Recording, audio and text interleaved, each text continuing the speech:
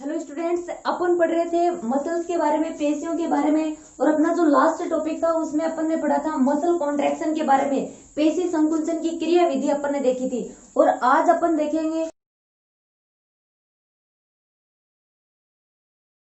संकुचन के लिए ऊर्जा का स्रोत क्या है। और ये इंपॉर्टेंट भी है, एग्जाम में आने के भी चांसेस हैं कि पूरी की पूरी जो ये कॉन्ट्रैक्शन की प्रोसेस हो रही है, मसल्स के अंदर संकुचन हो रहा है, पेशियां जो हो रही है वो संकुचित हो रही हैं, तो उसमें ऊर्जा स्रोत क्या है। तो ऊर्जा का स्रोत मेनली होता क्या है? ATP, adenosine triphosphate. तो पेशी संकुचन के लिए, मसल कॉन्ट्रैक्शन के लिए ऊर्जा जो होती है वो एटीपी से मिलती है।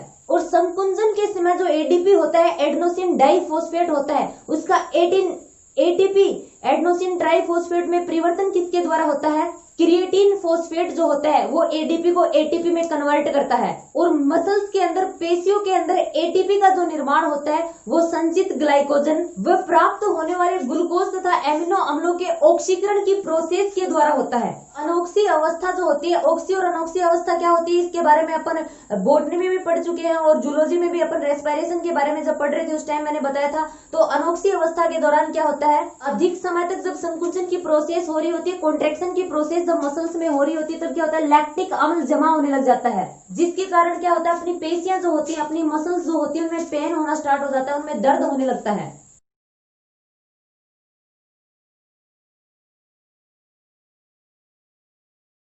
गति जो होती है मानव में, उस गति में पेशियों और अस्थियों की क्या महत्वपूर्ण भूमिका होती है। गति जो होती है, गति के अंदर पेशी कंकाल तंत्र का महत्वपूर्ण योगदान होता है। पेशी कंकाल तंत्र के बगैर लोकोमोशन एंड मोमेंट कर पाना नामुमकिन सा होता है। जो भी कशेरुकी होते हैं, वर्टिब्रेट्स जो होते हैं, वो बगैर पेशियों की गति, वर्टिब्रेट्स और कशेरुकियों में बगैर पेशियों की गति संभव नहीं होती है। पेशियां जो होती है, मसल्स जो होती है, जो अस्थियों से जुड़ी रहती है, किसके द्वारा? टेंडन के द्वारा। छोटा क्वेश्चन पूछ सकते हैं, पेशियां अस्थियों के द्वारा किसके द्वारा जुड़ी रहती है? टेंडन जो होती है उसके द्वारा जुड़ी रहती है। तो अस्थियों से जुड़ी अपनी जो ये पेशियां होती हैं, ये मशीन की तरह वर्क करती है अपनी बॉडी के अंदर। पेशियां जो होती हैं वो संकुचित जब होती है, कॉन्ट्रैक्शन जब होता है उनमें, तब क्या होता है, खिंचाव बल उत्पन्न करती हैं। और फिर ये जो खिंचाव बल उत्पन्न होता है, ये क्या करता है? अस्थियों को खींचने का कार्य करता है। ये अपन जानते हैं, अस्थियां और जो पेशियां होती है वो एक दूसरे से टेंडन झिल्ली के द्वारा जुड़ी रहती है। तो खिंचाव बल अस्थियों में जो उत्पन्न होगा वो फिर क्या करेगा, वो अस्थियों को खींचने का कार्य करेगा।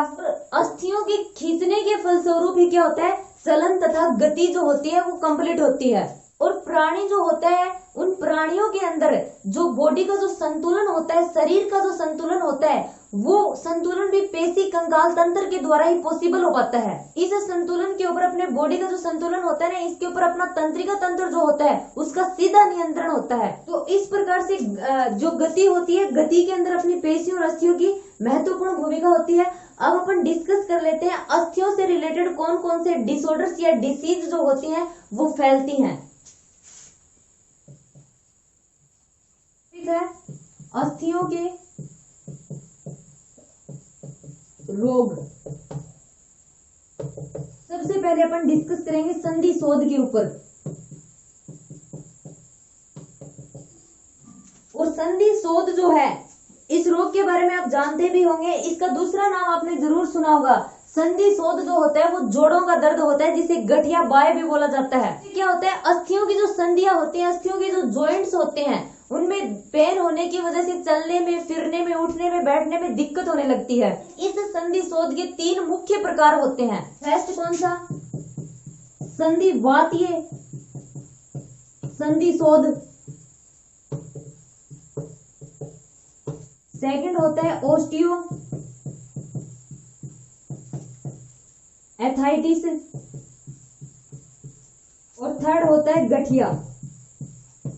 तो सबसे पहले अपन संधिवातीय संधि शोध के ऊपर डिस्कस करेंगे। तो संधिवातीय संधि में क्या होता है, इस रोग के अंदर जो संधि झिल्ली होती है, उस संधि झिल्ली में सोजन आ जाता है, जिससे वो क्या हो जाती है, मोटी हो जाती है। इस तरल जो होता है, उस संधि तरल, वो संधि तरल भी बढ़ जाता है। इसकी वजह से जब संधि तरल जो होगा वो बढ़ेगा, तो क्या होगा, दाब प्रेशर भी बढ़ेगा, जिसकी वजह से क्या होता है, पेन होना स्टार्ट होता है, दर्द होने लग जाता है। तो संधि होते हैं, जो जॉइंट्स होते हैं संधियों के बीच में, उनका टेम्परेचर भी बढ़ जाता है। जो संधि झिल्ली होती है, संधि झिल्ली के द्वारा असामान्य कणों का स्राव होने लग जाता है। और इन असामान्य कणों का जब जमाव संधि के अंदर होने लग जाता है तब संधि अचल होने लग जाती है।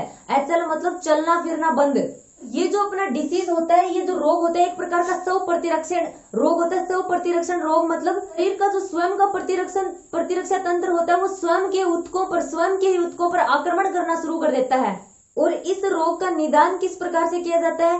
जो संधिवातीय कारक होते हैं, प्रतिरक्षी ग्लोबुलिन आईजीएम, उनकी उपस्थिति में बढ़े हुए जो रक्ताणु होते हैं, उनकी अवसादन दर, जिसको ईएसआर बोला जाता है, उस जांच के द्वारा इस रोग का निदान किया जा सकता है। और ये जो रोग होते हैं ज्यादातर जो ज्यादा एज के जो व्यक्ति होते हैं उनमें होता है। अब सेकंड आता है अपना ओस्टियोआर्थराइटिस। ओस्टियोआर्थराइटिस में क्या होता है कि अंदर जो संधि होते हैं, जो जॉइंट्स होते हैं, वो क्षतिग्रस्त हो जाते हैं। जो जोड़ होते हैं, जॉइंट्स होते हैं, उनमें सूजन भी नहीं आती है और रुधिर का जो परीक्षण करवाते हैं वो भी बिल्कुल नॉर्मल सामान्य आता है। ये रोग भी जो वृद्धावस्था होती है उसमें इस रोग के होने के चांसेस थोड़े ज्यादा होते हैं। अगर इसकी बात करें तो इसमें जो अपनी श्रोणी संधि होती है, टखने की जो संधि होती है, वो संधियां ज्यादा प्रभावित होती हैं। और अगर इसके अपने लक्षणों की बात करें तो इसमें संधि उपास्थि जो होती है वो पतली और कमजोर होना स्टार्ट हो जाती है। जोड़ जो होते हैं, जॉइंट्स जो होते हैं, उनके बीच में एक गैप जो होता है वो कम रहने लगता है। और ये जो रोग होता है इसमें नई अस्थि जो होती है, नई अस्थियों का निर्माण होना शुरू हो जाता है और जो जोड़ होता है वो संकरा हो जाता है और उसमें गतिशीलता कम हो जाती है।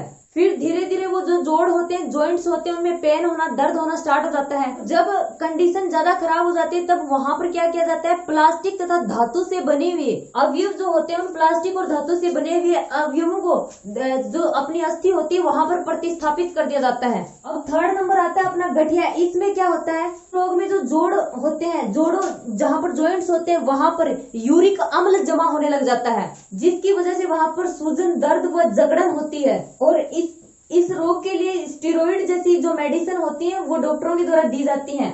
लास्ट में जो अपनी एक डिसीज है, इम्पोर्टेंट है, उसके ऊपर काफी बार क्वेश्चन भी पूछा गया है, वो है ओस्टियोपोरोसिस। ओस्टियोपोरोसिस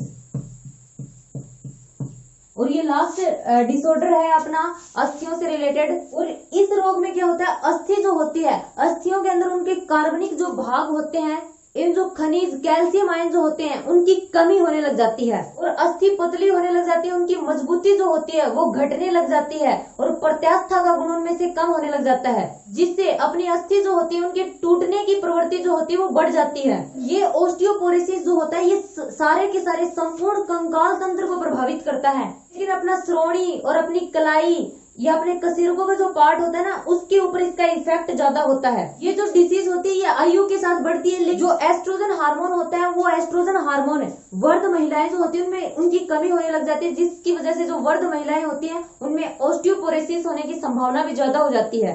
ठीक है, तो यहाँ पर अपना जो ये मसल्स और कंकाल तंत्र का जो ये चैप्टर था, मानव में गति एवं चालन, ये यहीं पर कंप्लीट हो जाता है। और इसके साथ ही अपनी जो सेकंड यूनिट थी वो भी कंप्लीट हो जाती है। जो नेक्स्ट यूनिट है उसमें जो अपना फर्स्ट चैप्टर आएगा 31 का, वो आएगा गैमेटोजेनेसिस इन ह्यूमन।